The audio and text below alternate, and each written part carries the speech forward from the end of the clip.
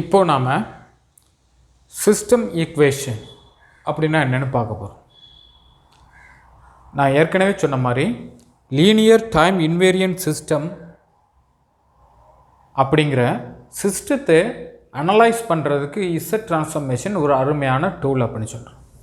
ஒரு LTI system எப்படி describe பண்ணப்படுது அப்படின்னு சொன்னால் பாருங்கள், ஒரு LTI system input x of n கொடுக்கப்படுது, அவுட்புட் ஒய் ஆஃப் n கிடைக்கும்.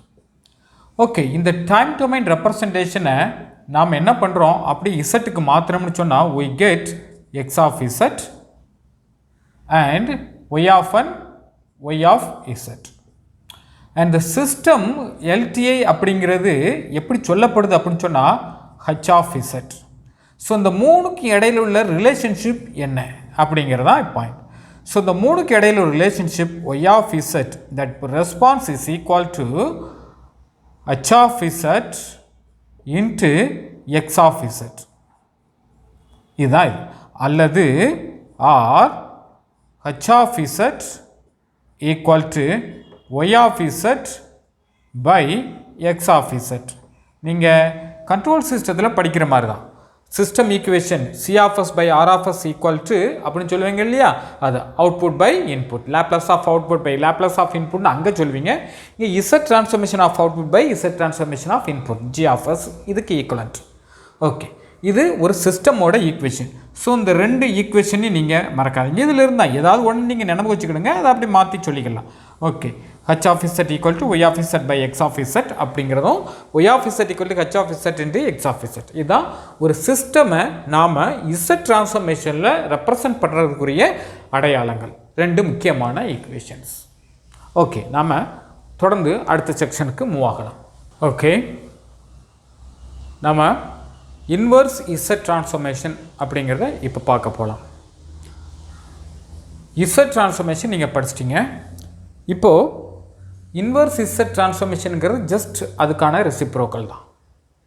நீங்கள் இசட் டொமைனில் ஒரு சீக்வன்ஸை ரெப்ரசன்ட் பண்ணதுக்கப்புறம் அதை வச்சு அங்கே அனலைஸ் பண்ணுறீங்க. அனலைஸ் பண்ணி முடித்ததுக்கப்புறம் நீங்கள் அதை திருப்பியும் அதனோட ஒரிஜினல் ஃபார்மேட்டுக்கு கன்வெர்ட் பண்ணணும்.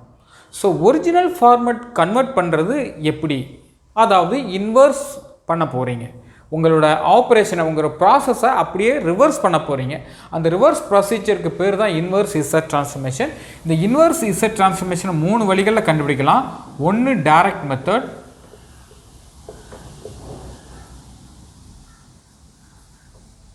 ரெண்டு பவர் சீரிஸ் எக்ஸ்பான்ஷன்,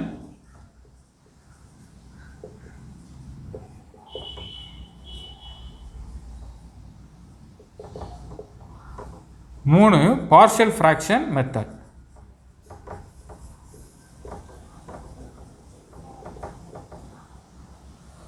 ஸோ இந்த 3 வழிகளில் நாம் கண்டுபிடிக்கலாம். இந்த பவர் சீரிஸ் எக்ஸ்பான்ஷனில் இசட் இன்வர்ஸ் டேர்ம் அல்லது இன் டேர்ம்ஸ் ஆஃப் இசட்டில் எக்ஸ்பேண்ட் பண்ணுவோம்.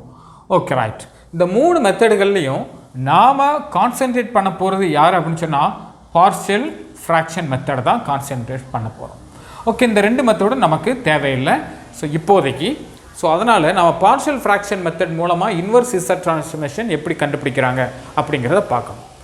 இந்த இன்வர்ஸ் இசட் ட்ரான்ஸ்ஃபர்மேஷன் கண்டுபிடிக்கிறதுக்காக நாம் ஒரு சில ஸ்டெப்ஸ் அல்லது ப்ரொசீஜர் வச்சுருக்கிறோம், அதுபடி நாம் போக போகிறோம்.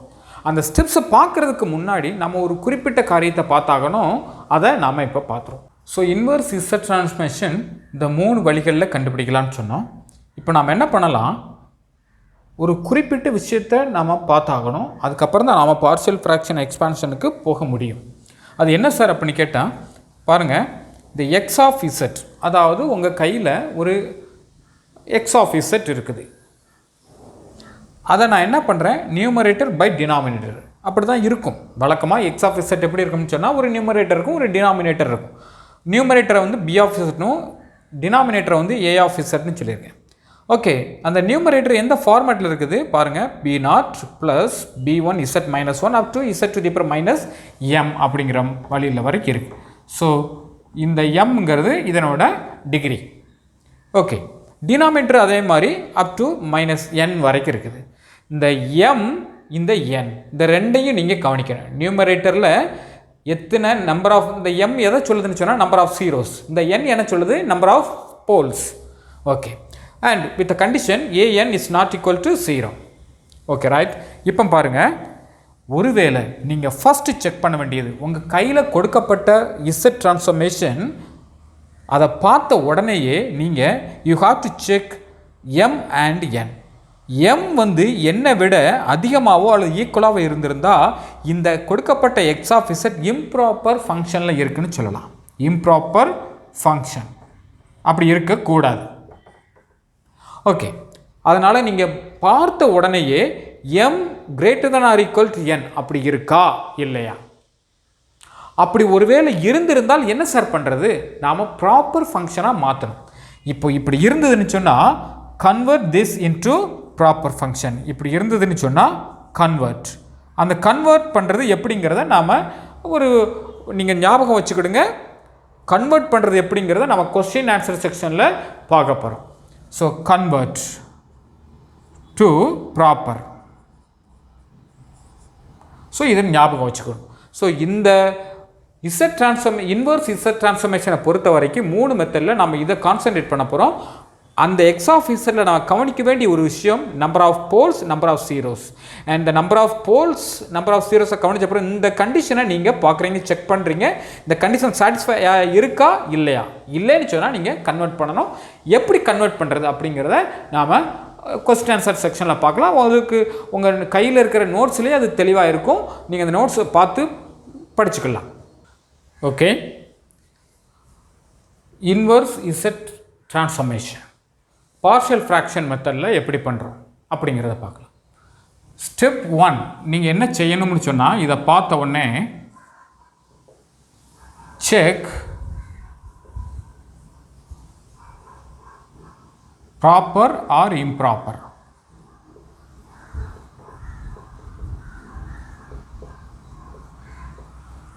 இதை நீங்கள் செக் பண்ணுங்கள். ப்ராப்பர் இம்ப்ராப்பர்னு சொன்னால் நான் சொல்லியிருக்கிறேன், ஒருவேளை m வந்து greater than or equal to n அப்படின்னு இருந்திருந்தால் இம்ப்ராப்பர். அப்படி இருந்தால் நீங்கள் ப்ராப்பராக கன்வெர்ட் பண்ணணும். இந்த கண்டிஷனை முதல்ல செக் பண்ணுங்கள். ஸ்டெப் 2 என்ன சார் பண்ணுறோம் அப்படின்னு சொன்னால், ஸ்டெப் 2ல் நீங்கள் எக்ஸ் ஆஃப் இசட் உங்கள் கையில் கணக்கில் கொடுக்கப்பட்டிருக்கும். அதுக்கு ஒரு நியூமரேட்டர் இருக்கும், ஒரு டினாமினேட்டர் இருக்கும். இது உங்களுக்கு தெரிஞ்சது. ஒரு நியூமரேட்டர், ஒரு டினாமினேட்டர். ஓகே, ஒரு நியூமரேட்டர் டினாமினேட்டர் இருக்குது அப்படின்னு இதை இந்த வச்சு முதல் செக்கிங் இதை முடித்த உடனே நியூமரேட்டருக்கு வந்து m, டினாமினேட்டருக்கு வந்து n. ஓகே, இதை செக் பண்ணி முடித்த உடனே ரெண்டாவது ஸ்டெப்பில் நீங்கள் என்ன பண்ணுறீங்க, இந்த எக்ஸ் ஆஃப் இசட்டை X of Z by Z அப்படிங்கிற ஃபார்மேட்டுக்கு கன்வெர்ட் பண்ணணும். எப்படி கன்வெர்ட் பண்ணுறது? இந்த நியூமரேட்டரில் இருந்து ஒரு இசட் நீங்கள் என்ன பண்ணணும், இங்கே கொண்டு வரணும். அதை நம்ம ஒரு எக்ஸாம்பிள் பார்க்கும்போது உங்களுக்கு தெரியும். therefore x of Z by Z அப்படிங்கிற ஃபார்மேட்டில் நீங்கள் எழுதணும். சரியா? ஓகே, அந்த x of Z by z அப்படின்னு எழுதுறதுக்காக நீங்கள் என்ன செக் பண்ணணும்னு சொன்னால், இந்த டினாமினேட்டரில் அல்லது நியூமரேட்டரில் அதிகபட்சம் என்ன டிகிரி இருக்குன்னு பார்க்குறீங்க. அதாவது இந்த m அல்லது n அதிகபட்சமாக நீங்கள் ஃப்ரீக்வெண்ட்டாக n தான் செக் பண்ண வேண்டியிருக்கும். இந்த n என்னன்னு பார்க்குறீங்க. அந்த n ஒருவேளை 2ஆக இருந்திருந்தால் கீழே இசட் ஸ்கொயர் இருக்கும். அந்த இசட் ஸ்கொயரை வச்சு மேலேயும் கீழேயும் பெருக்கிடணும். ஒருவேளை 3 இருந்தால் இசட் கியூப்பை வச்சு மேலேயும் கீழேயும் பெருக்கிடணும். பெருக்கினதுக்கு அப்புறமா இந்த நியூமரேட்டர்லேருந்து ஒரு இசட்டை எடுத்துகிட்டு இங்கே கொண்டு வந்ததுக்கப்புறம் மிச்சம் என்ன டேர்ம்ஸ் இருக்கோ அதை நீங்கள் அங்கே வச்சுக்கோங்க. அதுதான். ஸோ இதுதான் நம்ம ரெண்டாவது ஸ்டெப்பில் செய்ய வேண்டிய வேலை. ஸோ ரெண்டாவது ஸ்டெப் முடிஞ்ச உடனே நீங்கள் அடுத்து செய்ய வேண்டியது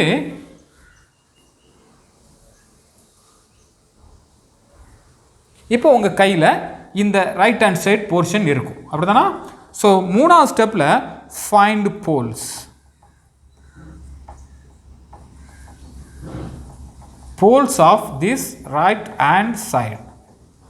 ஓகே, இந்த போல்ஸை கண்டுபிடிச்சதுக்கு அப்புறம் நாம் என்ன சார் பண்ணணும் அப்படிங்கிறத இப்போ பார்க்கலாம்.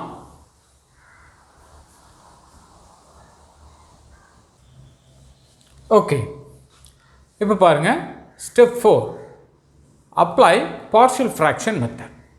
உங்களுக்கு பார்ஷியல் ஃப்ராக்ஷன் எப்படி அப்ளை பண்ணுறதுன்னு தெரியும்.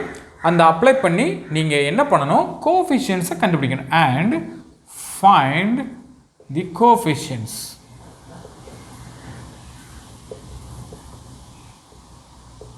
அதை கண்டுபிடிங்க. அடுத்து 5ஆவது ஸ்டெப்பில் என்ன பண்ணுறீங்க, இது ஒரு முக்கியமானது. பார்ஷியல் ஃப்ராக்ஷன் கண்டுபிடிச்சி நீங்கள் கோஎஃபிஷியன்ட்ஸாக பிரித்து எழுதிடுறீங்க. அதாவது a by something plus b by something plus c by something அப்படின்னு வச்சு நீங்கள் பிரித்து எழுதுறீங்க. ஓகே, எழுதுனதுக்கப்புறம் நீங்கள் 5ஆவது ஸ்டெப்பில் முடிவெடுக்க வேண்டிய கட்டம் இது. இந்த இதில் என்ன பண்ணணும், நீங்கள் ஒவ்வொரு ஃபேக்டரையும் ரொம்ப தெளிவாக பாருங்கள்.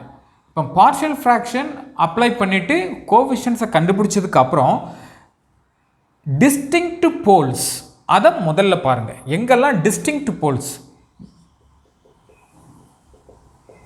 டிஸ்டிங்க்ட்னு சொன்னால் தனிப்பட்ட போல், தனியாக பர்ஃபெக்டாக இருக்கக்கூடிய போல்கள். அதாவது காம்ப்ளெக்ஸ் நம்பராக இல்லாமலோ அல்லது ரிப்பீட்டட் போல், அதாவது மல்டிபிள் போல்ஸோ இந்த மாதிரி ஏதாவது இல்லாமல் தனித்தனியாக இருக்கக்கூடிய போல்கள். அந்த போல்களை முதல்ல நாங்கள் பாருங்கள்.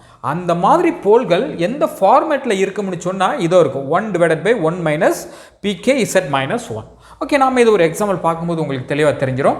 இந்த ஃபார்மேட்டில் இருந்ததுன்னு சொன்னால் இதை நீங்கள் என்ன பண்ணுறீங்க, ஜஸ்ட் இந்த pkங்கிறது இந்த போல் நம்பர் 1, கேங்கிறது நம்பரை சொல்லுது, pk போல் நம்பர் 1, அதை to the power n u(n) அப்படின்னு போட்டுறணும். போடும்போது கவனிக்க வேண்டிய விஷயம் இந்த ROC. உங்களுக்கு காசல் சிக்னலாக இருந்தால் உங்களுக்கே தெரியும் magnitude of Z greater than A அப்படிங்கிறது. ஆன்டி காசலாக இருந்திருந்தால் magnitude of Z must be less than A. இதுதான் நீங்கள் கவனிக்க வேண்டியது. ஸோ இதில் குழப்பமே வரக்கூடாது. காசல்னு சொன்னால் இந்த இது ஒரு சிக்னல் காசல் அப்படின்னு சொன்னால் magnitude of Z must be greater than A. Anti காசல்னு சொன்னால் must be greater than must be less than A. ஏங்கிறது இங்கே நான் Pன்னு எடுத்திருக்கிறேன், அதாவது அந்த போல் ஏங்கிற இடத்துல. இப்போ பாருங்கள், இது எந்த ஃபார்மேட்டில் இருக்குது, 1/1 மைனஸ் AZ-1 இந்த A. நாம் இதுக்கு முன்னாடி பார்த்துருப்போம், ஞாபகம் இருக்கா? அந்த யூனிட் சர்க்கிளுக்கு வெளியவா உள்ளையா, யூனிட் சர்க்கிள் மேலேயா அப்படிங்கிற அந்த மாதிரியான அதெல்லாம் கையில் வச்சுக்கிட்டு நீங்கள் இந்த முடிவு எடுக்கணும். ஓகே, அப்படின்னு சொன்னால் பாருங்கள், இந்த ஃபேக்டரை நான் எப்படி எழுதுகிறேன், pk(n u(n). ரைட், தனியான ஒரு போல் இருந்தால் இந்த மாதிரி எழுதுகிறேன். காசலாக இருந்தால் இந்த ஃபார்மேட்டில் எழுதுகிறேன். ஆன்டி காசல் மென்ஷன் பண்ணியிருப்பாங்க, castle system, anti castle system, அல்லது அவங்களே ROC கொடுத்துருந்தால் நீங்கள் இப்படி எழுதணும், ROC இப்படி கொடுத்துருந்தால் இப்படி எழுதணும். இதை நீங்கள் மைண்டில் வச்சுக்கணும். Okay, right. இதில் நீங்கள் குழம்பக்கூடாது. ஏன்னு சொன்னால் உங்களுக்கு சிக்கல் வரக்கூடிய அல்லது நீங்கள் கன்ஃபியூஸ் ஆகக்கூடிய இடம் எதுன்னு அந்த ROC தான். ROC greater than of something, ஒரு குறிப்பிட்ட மேக்னெட்டியோட அதிகம் இந்த பகுதி தான் வெளிப்பகுதி அப்படின்னு அர்த்தம் இது. சரியா? ஸோ இதுன்னா காசல், இல்லை உள்பகுதி மட்டும்தான் இதுக்கு உள்ள அப்படின்னு சொன்னால் இதில் ஆன்டி காசல். இதை நீங்கள் புரிஞ்சுக்கணும். நான் இதை முதல்ல இருந்தே உங்களுக்கு சொல்லியிருக்கிறேன். நீங்கள் எந்த விஷயத்தில் கோட்டை விட்டுறக்கூடாது. ROCயை எப்படி புரிஞ்சுக்கிடுறோம் அப்படிங்கிறத வச்சு தான் அந்த சிக்னல் இருக்கும். கிரேட்டர் தான் சொன்னால் காசல் சிக்னல், லெஸ் தான் சொன்னால் anti castle signal.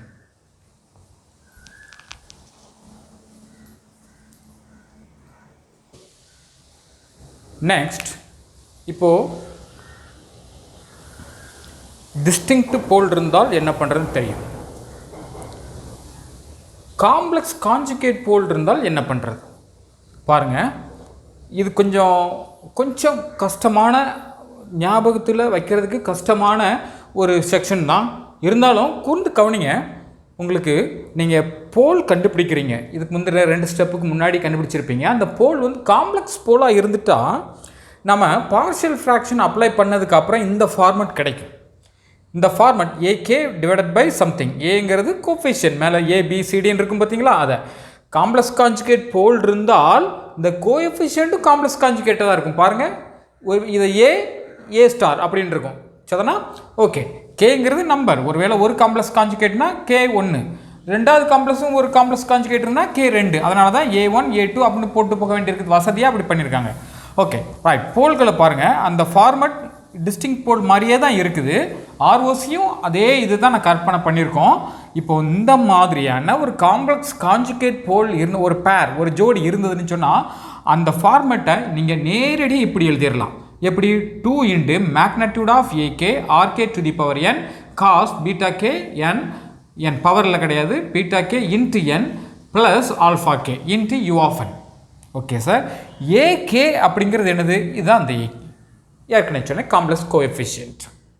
Okay right. ஆர்கேங்கிறது இந்த பிகேங்கிறதோட மேக்னட்யூட். ஆர்கே இந்த பிகே அதாவது போல் போலுங்கிறது காம்ப்ளெக்ஸ் போல். ஒரு complex pole A plus IB அப்படிங்கிற ஃபார்மேட் இருந்தால் இதனோட மேக்னட்யூட கண்டுபிடிக்கிறீங்க. இதனோட magnitude root of a square plus b square போட்டு கண்டுபிடிக்கிறீங்க. அதனோட வேல்யூ இந்த r k. Right. Alpha k beta K அப்படிங்கிறது இப்போது இந்த ஏகேயோட ஆங்கிள். இப்போது ஏ ப்ளஸ் ஐபின்னு இருந்ததுன்னு சொன்னால் இதுக்கு alpha equal to tan inverse of B by A, அதாவது B by A. Beta K அப்படிங்கிறது பிகே, அதாவது போலும் ஒரு காம்ப்ளெக்ஸ் போல் தான். அப்போ போலோட ஆங்கிள் அப்படிங்கிறது imaginary by real, tan inverse of imaginary by real போட்டு கிடச்சா உங்களுக்கு பீட்டா கே கிடச்சிரும். ஸோ இவ்வளோத்தையும் கொஞ்சம் கண்டுபிடிச்சி வச்சுக்கணும். நீங்கள் இதை எழுதுறதுக்கு முன்னாடி உங்களுக்கு என்னெல்லாம் தேவை அப்படிங்கிறத நீங்கள் ஐடென்டிஃபை பண்ணிடணும். இந்த ஏகே நீங்கள் ஃபேக்டர்லேயே கண்டுபிடிச்சி வச்சுருப்பீங்க, பிகே இருக்கும், அதில் இருந்து alpha k beta k r k இதெல்லாம் நீங்கள் கண்டுபிடிச்சி வச்சுட்டு நேரடியாக எழுதிட வேண்டியதான். எப்படி எழுதணும்? இந்த ஃபார்மேட்டில் நீங்கள் எழுதணும். அதுதான் ரொம்ப முக்கியமான விஷயம். ஓகே, நாம் காம்ப்ளெக்ஸ் கான்ஜுகேட் போல் வந்தால் என்ன பண்ணுறது அப்படிங்கிறத ஒரு எக்ஸாம்பிள் மூலமாக நாம் பார்க்கலாம். முக்கியமாக இதில் நம்ம கவனிக்க வேண்டியது காம்ப்ளெக்ஸ் கான்ஜுகேட்டை பற்றி பெரிய அளவுக்கு ப்ராப்ளம் வர்றதில்லை. ஏன்னா அது கொஞ்சம் அதிகமாக வேலைப்பாடு உள்ள ஒரு செக்ஷன். அதனால் இது பெரும்பாலும் வர்றதில்லை. இருந்தாலும் தெரிஞ்சுக்கிட்டதுக்காக உங்களுக்கு சொல்லியிருக்கிறேன். இப்போ டிஸ்டிங்க்ட் போல் தான் அதிகபட்சமாக வர்றது. அதுக்கப்புறம் உங்களை டெஸ்ட் பண்ணுறதுக்குன்னு சொன்னால் கொஞ்சம் ட்ரிக்கியாக கேட்கணும்னு சொன்னால் அடுத்து நான் சொல்லப்படக்கூடியது மல்டிபிள் போல்ஸ். இந்த ரெண்டு தவிர இது வர்றதில்லை. பட் எனிவே கொஞ்சம் காஷியஸாக இருந்துக்கிட்டால் நல்லது. ஓகே, ஸ்டெப் 5ல் அடுத்த செக்ஷன். முதல்ல டிஸ்டிங்க்ட் பார்த்தோம், ரெண்டாவது காம்ப்ளெக்ஸ் பார்த்தோம், மூணாவதாக மல்டிபிள் போல்ஸ் இருந்திருந்தால், அதாவது ஒருவேளை போல் இப்போது நம்மளுக்கு 2 P1 2 தான் அண்ட் ஈக்குவல் டு P2 2 தான். 2 போல் இருக்குது, ரெண்டுமே 2 தான் அப்படின்னு சொன்னால் இதுக்கு பேர் மல்டிபிள் போல்ஸ். இந்த மாதிரி இருந்திருந்தால் என்ன இருக்குது பாருங்கள், 1 minus PZ minus 1 whole square அப்படின்னு இருக்குது. அப்போ 2 போல் நம்மளுக்கு Pங்கிற இதுலேயே 2 போல் இருக்குது. ஓகே, இந்த 0 செக்ஷனை விட்டுருங்க. இப்போ இந்த Pங்கிறதுலையே 2 போல் இருக்குது அப்படின்னு சொன்னால் டபுள் போல் இருக்குது. இந்த டபுள் போல் இந்த மாதிரி ஸ்கொயர் பண்ணி பார்த்துட்டிங்கன்னு சொன்னாலே n இன்ட்டுன்னு ஆரம்பிச்சிடணும். நம்ம இதுக்கு முன்னாடி அதை பார்த்துருந்துருப்போம். n இன்ட்டு அப்படின்னு ஆரம்பிச்சிங்கன்னு சொன்னால் n இன்ட்டு அந்த குறிப்பிட்ட pole to the power n into U of n with ROC greater than காசலுக்காக, இது காசல் சிக்னலுக்காக இந்த format n into P to the power n U of n அப்படின்னு எழுதிட வேண்டியது. இது எப்போ நடக்கும்? இந்த கீழே ஸ்கொயர் இருந்தால், மல்டிபிள் போல்ஸ் இருந்தால் இப்படி இருக்கும். ஸோ இதை நீங்கள் மனசில் வச்சுக்கோங்க. ஆக 3 செக்ஷன் பார்த்துருக்கோம். ஒன்று டிஸ்டிங்க்ட் போல்,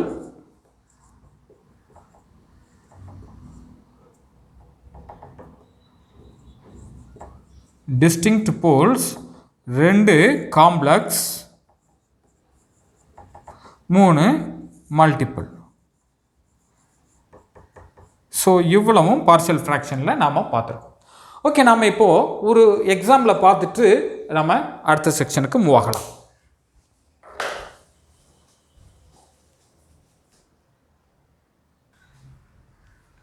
ஓகே, இது ஒரு example. x of z equal to 1 divided by 1 minus 1.5 z minus 1 plus 0.5 z minus 2. இப்போ நாம் ஸ்டெப் பை ஸ்டெப் ப்ரொசீஜரில் போகலாம். இதுக்கு இன்வர்ஸ் z டிரான்ஸ்ஃபர்மேஷன் நம்ம கண்டுபிடிக்கணும்.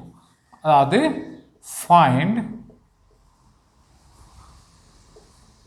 inverse z transformation.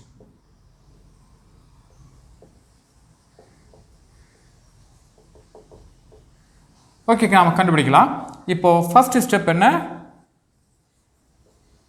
இது ப்ராப்பராக இம்ப்ராப்பரான்னு பாருங்கள். m பாருங்கள், இங்கே m 0, n 2. therefore நிச்சயமாக m less than m தான் இருக்குது.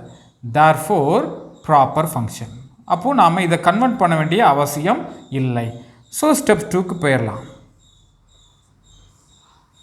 மேலே m வந்து 0, கீழே n வந்து 2, இதுதான் n. இது m வந்து 0, அங்கே இல்லை, பாலினாமியிலே இல்லை.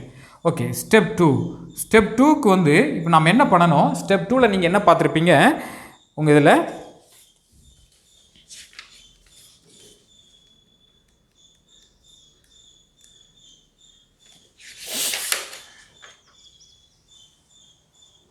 x of z by z ஃபார்மேட்டில் எழுதணும். therefore x of z by z ஃபார்மேட்டில் எழுதணும். ஓகே, அதுக்கு நான் என்ன பண்ணணும் அப்படின்னு கேட்டால், ஃபஸ்ட்டு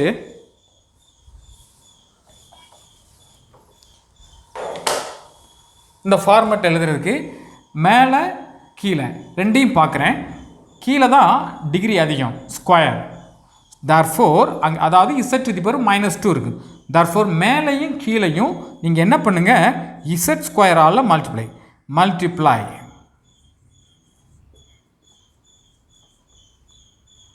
மேலேயும் கீழே, numerator both denominator. therefore x of z equal to 1 into z square divided by z square minus square minus 1. therefore 1.5 z மாறும். இங்கே plus 0.5 z square into z minus 2, z to the power 0, z to the power 0 1, therefore z 0.5 அப்படின்னு மாறிடும். Okay, நம்மளுக்கு இந்த மாதிரி இருக்கு. இப்போ நான் என்ன சொன்னேன்? ஒரு z இந்த பக்கம் கொண்டு வந்திருக்கேன். therefore x of z by z, அப்போ ஒரு z மேலே அங்கேயே இருக்கும், divided by z square minus 1.5 z plus 0.5 அப்படின்னு இருக்குது. ஓகே, நம்ம ஃபார்மேட்டுக்கு வந்தாச்சு. x of z by z அப்படிங்கிற ஃபார்மேட். ஓகே, நெக்ஸ்ட் செக்ஷனில் என்ன பண்ணுறோம் அப்படின்னு பாருங்கள். ஸ்டெப்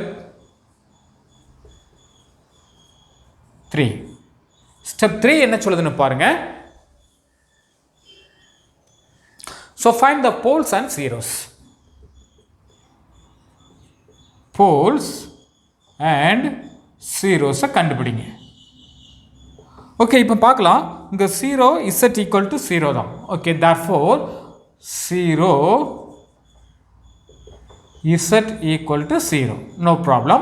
போல்ஸ் நீங்கள் கண்டுபிடிக்கணும். ஸோ இப்போ போல்ஸ் என்ன சார் அப்படிங்கிறத பாருங்கள், நம்ம கண்டுபிடிப்போம். போல்ஸ் ஈக்குவல் டு கண்டுபிடிக்கிறதுக்காக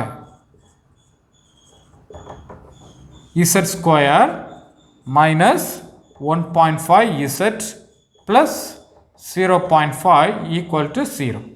பல பேர் இதை என்ன பண்ணுவீங்க? மனக்கணக்காக இதில் போட்டு பார்ப்பீங்க ஒவ்வொரு நம்பராக. பட் நான் என்ன ப்ரிஃபர் பண்ணுறேன்னு சொன்னால், நீங்கள் என்றைக்குமே டைமை சேவ் பண்ணுறது இருக்கட்டும், எதிர்பாராத ஒரு விளைவு வரும். அது என்னன்னு சொன்னால், உங்களுக்கு காம்ப்ளெக்ஸ் போல்ஸ் அதை பார்த்த உடனே சில பேர் குழம்பிடுவீங்க.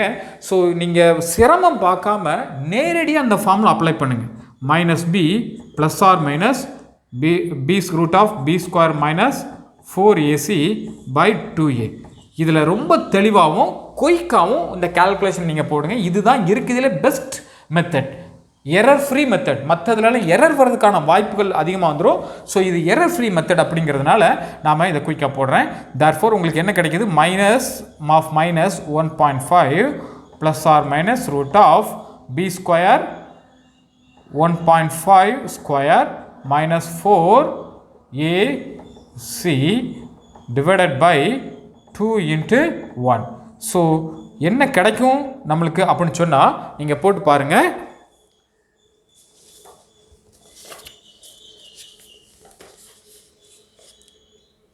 z equal to 1, z equal to 0.5.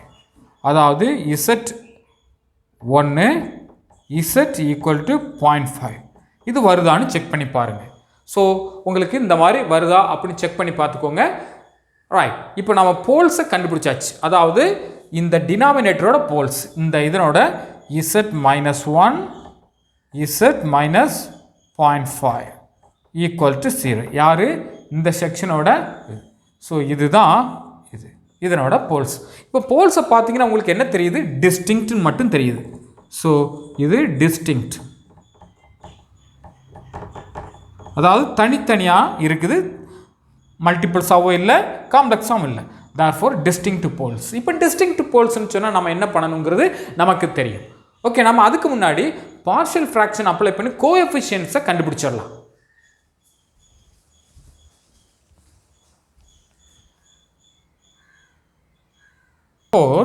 பாருங்க,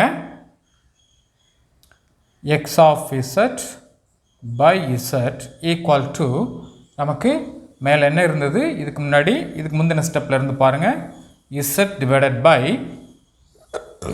z minus 1 z minus 0.5 அப்படின்னு வந்து முடிஞ்சிருக்கு. ஓகே, இப்போ நம்ம பார்ஷியல் ஃப்ராக்ஷன் பண்ணலாம். Apply partial fraction.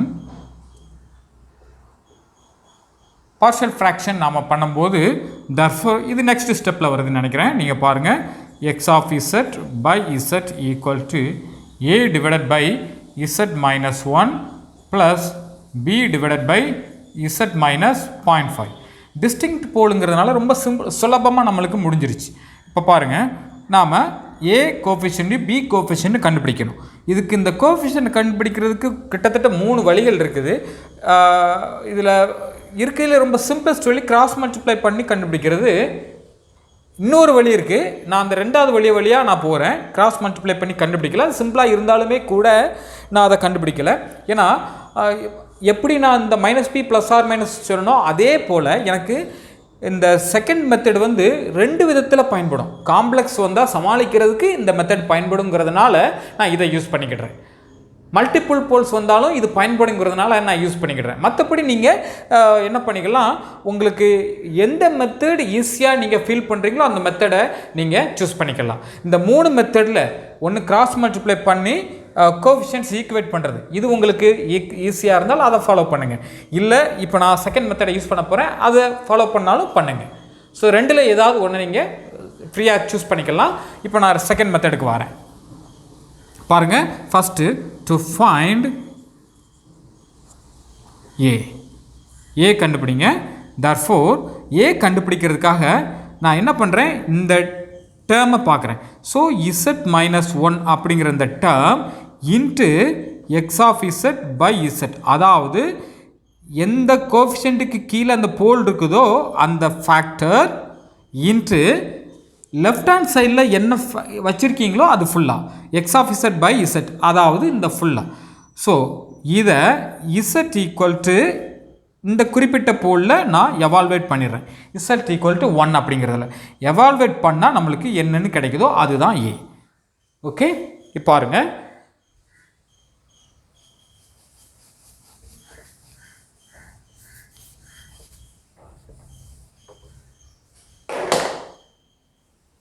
ஓகே நாம் பண்ணிடலாம். therefore z minus 1 x of z by z, இந்த x of z by z அப்படிங்கிறது இதோ இருக்கு. சரினா, therefore z divided by, அதாவது லெஃப்ட் ஹேண்ட் சைடில் இருக்கக்கூடியது. நீங்கள் இதை பார்ஷியல் ஃப்ராக்ஷன் பண்ணதுக்கப்புறம் இதை நீங்கள் பார்க்காதீங்க, இதுக்கு முன்னாடி லெவலில் பார்க்கணும். Okay, x of z minus 1 z minus 0.5 இசட்டை எங்கே எவால்வேட் பண்ணணும், எந்த ஃபேக்டருக்கு வச்சு நீங்கள் பார்க்குறீங்களோ அதுக்குரிய pole Z equal to 1. Okay, Z minus 1, இந்த Z minus 1 Z minus 1 cancel. therefore Z by Z minus 0.5 must be evaluated at Z equal to 1. therefore இது எப்படி வருது, 1 டிவைடட் பை இசட்டுக்கு பதிலாக 1 போடுங்க, 1 மைனஸ் 0.5.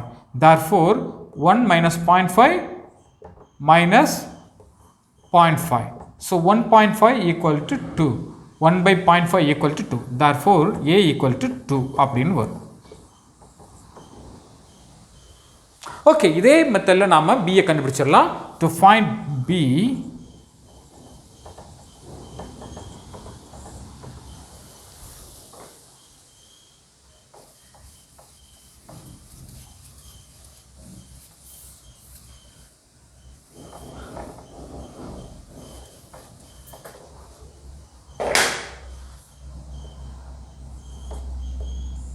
b கண்டுபிடிங்க. ஸோ b வந்து z minus 0.5, b-க்குரிய factor 0.5. இதுக்கு முன்னாடி ஸ்டெப்பில் பாருங்கள் இருக்கும். இங்கே x of z by z evaluate பண்ண வேண்டிய போல் 0.5 பார்த்துக்கோங்க. இசட் ஈக்குவல் டு 0.5 அதனால தான் அப்படி எழுதுறோம். ஸோ போட்டால் நம்மளுக்கு என்ன கிடைச்சிரும்? பி கிடைச்சிரும். ஓகே, நம்ம பண்ணலாம் z minus 0.5 into z divided by Z minus 1 Z minus 0.5 must be evaluated at z equal to 0.5 அப்படிங்கிறது. ஓகே, இதை கேன்சல் பண்ணுங்கள். So z divided by z minus 1 must be evaluated at 0.5. Right, இப்போ பாருங்கள் உங்களுக்கு 0.5 divided by 0.5 minus 1 equal to 0.5 minus 0.5 equal to minus 1 இதுதான் உங்களுக்கு b. therefore b equal to minus 1 அப்படிங்கிறது. Okay, இப்போ நம்ம therefore x of z by z equal to a க்கு பதிலாக 2 கண்டுபிடிச்சிருந்தீங்க. z minus 1 plus b வந்து minus 1 by z minus 0.5. Okay, therefore நீங்கள் என்ன பண்ணுங்க, இதை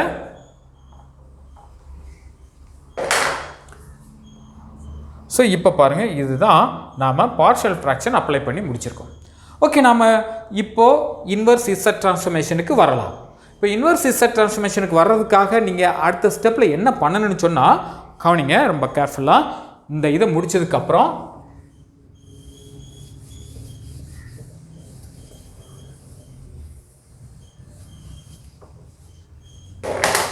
நான் 2 divided by z ஒரு z இதிலிருந்து வெளியெடுங்க. எடுத்துட்டா 1 மைனஸ் z வெளியே போயிட்டுனா இந்த இடத்துல 1 இருக்குதோ. So z minus 1 minus 1 divided by இங்கே இருந்து ஒரு z வெளியெடுங்க. 1 மைனஸ் 0.5 z மைனஸ் 1 பார்த்தீங்களா? Okay, right. இங்கே X of z by z இருக்குது. இப்போ இங்கேயும் ஒரு டினாமினேட்டரில் z இருக்குது, இங்கே ஒரு டினாமினேட்டரில் z இருக்குது. ஸோ காமனாக 1 பை ஒரு z வெளியே எடுத்துட்டிங்கன்னு சொன்னால் டோட்டலாக அதை கேன்சல் பண்ணிடலாங்கிறதுனால நான் இப்படி பண்ணிடுறேன். therefore x of z equal to 2 divided by 1 minus z minus 1 minus 1 divided by 1 minus 0.5 z minus 1. Okay, இப்போது நம்மளுக்கு வந்து முடிவெடுக்க வேண்டிய சூழ்நிலைகள் வந்தாச்சு. ரைட் சார், நான் இப்போ முடிவெடுக்கலாம். இப்போ பாருங்கள், டிஸ்டிங்க்ட் போலுக்கு என்ன பண்ணணும் அப்படின்னு உங்களுக்கு தெரியும். ஸோ டிஸ்டிங்க்ட் போலுக்கு என்ன பண்ணணும்? we know z minus 1 அதாவது 1 divided by 1 minus pk z minus 1 இப்படி இருந்திருந்தால் என்ன பண்ணணும்? இதில் நேரத்தில் உங்களுக்கு ஒரு கேள்வி வரணும். சார், ஆர்ஓசி கொடுக்கப்படலையே, அவங்க அதை பற்றி எதுவுமே சொல்லலையே. சொல்லலைன்னு சொன்னால் நீங்கள் காசல்னு அசைன் பண்ணிக்கிடுங்க. ஒருவேளை சொல்லி இருந்திருந்தால் அதுக்கு தகுந்த மாதிரி நாம் எடுக்கணும். அதாவது நம்ம காசல்னு முடிவெடுக்கலாம், ஆன்டி காசல்னு முடிவெடுக்கலாம், இல்லை ஆனுலர் ரிங் அந்த ஃபார்மேட்டில் முடிவெடுக்கலாம். ஏன்னா அவங்க ஒன்றும் தரலை. ஓகே, இப்போ நாம் ஒரு முடிவெடுப்போம், நாமளாகவே எடுப்போம். காசல்னு எடுத்துக்கிட்டால் எப்படி இருக்கும் அப்படின்னு பாருங்கள். இது காசல் சிக்னல் அப்படின்னு எடுத்துக்கிட்டால் இந்த ரெண்டுமே காசல். அதாவது காசல்னு சொன்னாலே உங்களுக்கு தெரியணும், magnitude of z must be greater than something, அதாவது ஏ. இங்கே ஏ வந்து இந்த இடத்துல ஏ வந்து 1 இருக்குன்னு வச்சுக்கோங்க, இந்த இடத்துல ஏ வந்து தெளிவாக இருக்குது 0.5. ஓகே, அப்படின்னு சொன்னால் நல்லா கவனிங்க, இது 0.5, இந்த இடம் 0.5, இந்த இடம் 1. ஸோ 1 விடவும் அதிகம், 0.5 விடவும் அதிகம். ஸோ இதுதான் இதுக்கு மீனிங். நாம் 1 விடவும் அதிகம், 0.5 விட அதிகம் அப்படிங்கிறது இந்த போர்ஷன் மட்டும் கிடையாது. ஸோ அப்படின்னு சொன்னால் 2 டேர்முக்கும் உள்ள காமன் இது 1க்கு அதிகம். இந்த 1 அப்படிங்கிற இந்த மேக்னட்யூடை விட அதிகம் அப்படின்னு நம்ம எடுத்துக்கிட்டால் 2 டேர்முக்குமே காமன் அப்படின்னு நம்ம எடுத்துக்கலாம். எனிவே இது காசல் சிக்னல் அப்படின்னு சொன்னப்பட்டதுனால, நாம் அஷ்யூம் பண்ணதுனால, அவங்க கொடுத்துருந்தால் நம்ம எடுத்துக்கலாம். இல்லை ஆன்டி காசல்னு சொன்னால் அது நம்ம மாற்றி எடுக்கலாம். இப்போ காசல்னு சொன்னதுனால எப்படி எடுக்கணும்? ஆர்ஓசி இதுக்கு முன்னாடி பார்த்துருந்தோம். இந்த இதில் எப்படி இருந்தது அப்படின்னு சொன்னால் pk to the power n u of n அப்படின்னு எடுத்துருக்கு. அப்படிதானா? So pk to the power n u of n. Okay, இப்போ நாம் அதை இது பண்ணிடலாம். மேலே எந்த டேர்ம் இருக்குதோ அதை அப்படியே போடுங்க முதல்ல. ஸோ 1 அதாவது X of N equal to காசலாக இருக்கிறதுனால X of N equal to 1 அப்படிங்கிறது இந்த டேர்ம். இந்த 1 வந்து அப்படியே போட்டுருந்தேன். 1 into pk to the power n, pk to the power n u of n. இது ஃபஸ்ட் டேர்ம். இந்த டேர்முக்கு நான் எழுதியிருக்கேன் இந்த term. Okay, second term minus பாருங்கள், சாரி ஃபஸ்ட்டு டேர்ம் வந்து 2 இருக்குது, இந்த 2, அதனால் நான் 2 போட்டிருக்கேன், 2 போட்டுக்கிடுங்க. ஸோ செகண்ட் டேர்ம்லேருந்து 1 இருக்குது. 1 இன்ட்டு நீங்கள் அதே மாதிரி pk to the power n u of n. இப்போ pkங்கிறது என்னது? Pole number 1, pole number 2. So நீங்கள் 2 இன்ட்டு முதல்ல 1 to the power n u of n minus 1 into 0.5 to the power n u of n. இதுதான் நம்மளோட. ஸோ இப்போ காமனாக எழுதிக்கணும்னா 2 minus 0.5 into u of n. Sorry, ஏன்னா பவர் n இருக்குது. So 2 1 to the power 1 தான் into 2 minus 0.5 to the power n u of n common u of n. So this is x of n. So x of n அப்படிங்கிறத நாம் castle assume பண்ணிக்கிட்டோம்னு சொன்னால் இந்த மாதிரி வந்து முடியும். Okay, இப்போ ஆன்டி காசல் அப்படின்னு அசியூம் பண்ணால் என்ன சார் நடக்கும்? ஆன்டி காசல் எப்படி? Magnitude of z less than அப்படின்னு கொடுக்கப்பட்டிருக்கும். ஸோ இந்த மாதிரி ஜென்ரலாக ROC இப்படி கொடுக்கப்பட்டால் நீங்கள் இந்த ஆன்டி காசல் எழுதிக்கலாம்.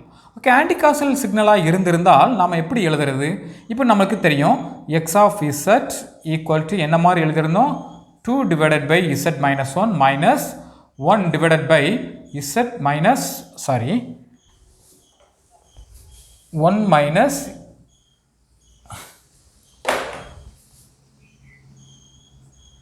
z minus 1 minus 0.5 z minus 1 அப்படின்னு தான் நமக்கு இருந்தது இதுக்கு முன்னாடி, அப்படிதானா? ஓகே, ஸோ இந்த மாதிரி நம்மளுக்கு இருக்கும்போது இப்போ நம்ம என்ன பண்ணலாம்? ஆன்டி காசல்னு சொல்கிறோம். ஸோ ஆன்டி காசல்னு சொன்னால் சம்திங் லெஸ் தேன் ஆஃப் ஏ. இங்கே ஏ எங்கே இருக்குது? 1 இருக்குது. இங்கே ஏ எங்கே இருக்குது? 0.5 இருக்குது. ஓகே, நான் இப்போ ஏ அப்படிங்கிறது இங்கே 1, இங்கே ஏ வந்து 0.5. ஸோ ரெண்டையும் விட, அதாவது இங்கே எப்படி இருக்குன்னு பாருங்கள், இது 0.5 அப்படின்னு எடுத்துக்கிடுங்க, இது 1ன்னு எடுத்துக்கிடுங்க. இப்போ 1 விடவும் குறைய, 0.5 விடவும் குறைய. அப்போது இந்த இன்னர் சர்க்கிள் தான் ரெண்டு பேருக்குமே காமன் இன்னர் சர்க்கிள் தான். அதாவது ரெண்டு டைமையும் சேர்த்து பார்க்கும்போது. ஸோ அதனால் ஒன்றும் பிரச்சனை இல்லை. நாம் சம்திங் டு தி பவர், இப்போ அவங்க எப்படி கொடுக்கலாம்? 1 0.5 விட குறையோ அல்லது 1 விட குறைவு அப்படின்னு ரெண்டில் ஏதாவது ஒன்று கொடுக்கலாம். ஆனால் ரெண்டுக்கும் காமன்னு சொன்னோம்னு சொன்னால் 0.5 விட குறைவு அப்படின்னு கொடுக்கறது தான் கரெக்டாக இருக்கும். ஏன்னா அதுதான் காமன், ரெண்டு டேமுக்கும் காமன். ஓகே, நாம் அப்படி எடுக்கும்போது இப்போது ஆன்டி காசல் நாமளே கற்பனை பண்ணிக்கிட்டோம். அப்படி எடுத்தால் therefore X of n equal to, நல்லா கவனிங்க, ஆன்டி காசல் எழுதும்போது எப்படி எழுதுனீங்க?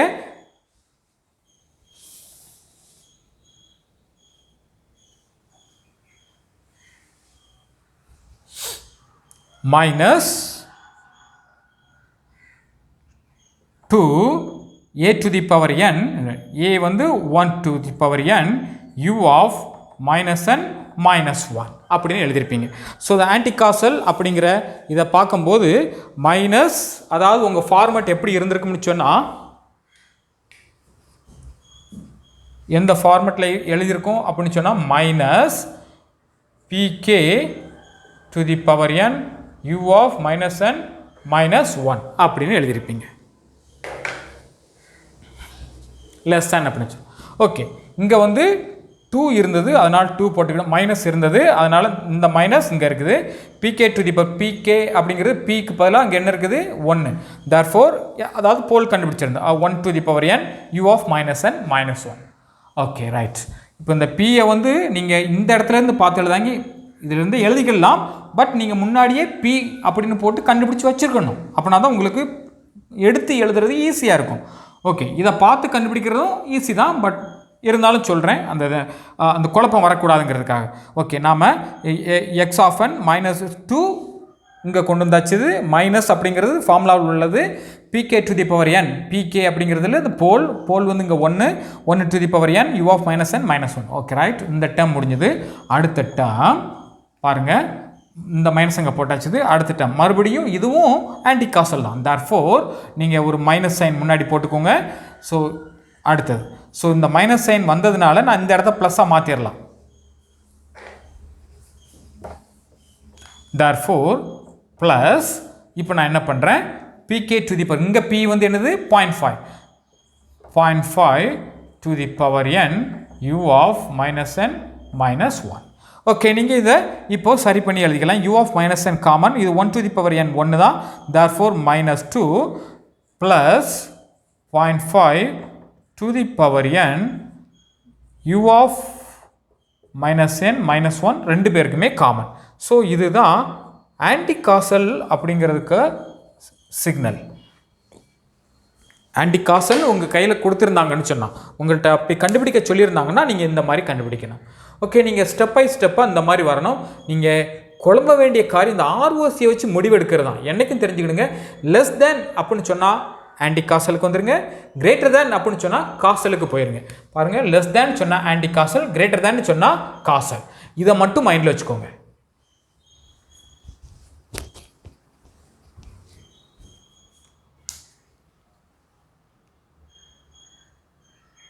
நெக்ஸ்ட் பாருங்க, இந்த ஆர்ஓசி வந்து ஒரு ஆனுலர் ரீஜியனாக கொடுத்திருந்தால் என்ன பண்ணுறது?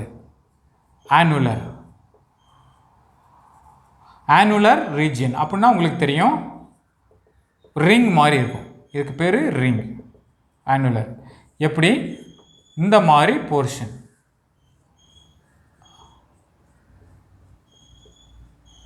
இந்த மாதிரி இருந்தால் என்ன பண்ணுறது? அதாவது ஒரு குறிப்பிட்டதுக்கு உள்ள இதுக்கு மேலே இந்த மாதிரி ஒரு ரிங் போர்ஷனில் உள்ளது எப்படி நம்ம சால்வ் பண்ணுறது? அந்த மாதிரி ஆர்ஓசி கொடுக்கப்பட்டிருந்தால் எக்ஸ் ஆஃப் n எப்படி எழுதுறது? பாருங்கள், எத்தனை டேர்ம் இருக்கோ அதை வச்சு தான் நம்ம முடிவு பண்ண முடியும். இப்போ 2 டேர்ம் இருக்குது. நான் என்ன பண்ணுறேன், ஒரு அசம்ஷன் கொண்டு வரேன். ஆர்ஓசி எப்படி கொடுத்துருக்காங்க, எக்ஸ் ஆஃப் இசட் முந்தின ஸ்டெப்பை பார்த்து நோட் பண்ணி கையில் வச்சுக்கோங்க. இப்போ ஆர்ஓசி எக்ஸாம்பிளுக்காக, இஃப் given எப்படி கொடுக்கப்பட்டிருக்கு அப்படின்னு சொன்னால், ஆர்ஓசி மேக்னட்யூட் ஆஃப் இசட்